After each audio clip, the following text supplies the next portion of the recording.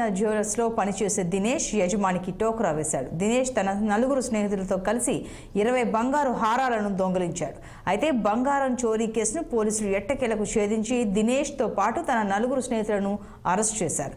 వారి వద్ద నుంచి 650 గ్రాముల 20 బంగారు హారాలను స్వాధీనం చేసుకున్నారు పోలీసులు. పథకం ప్రకారమే దినేష్ దుకాణం నుండి బంగారాన్ని తీసుకువెళ్లే క్రమంలో క్లాక్ టవర్ వద్ద ఇతని స్నేహితులైన భవానీగిరి, ప్రవీణ్ ద్విచక్ర వాహనంపై వచ్చి దినేష్ దగ్గర ఉన్న బంగారంతో కూడిన బ్యాగ్ను అపహరించారని పోలీసులు తెలిపారు.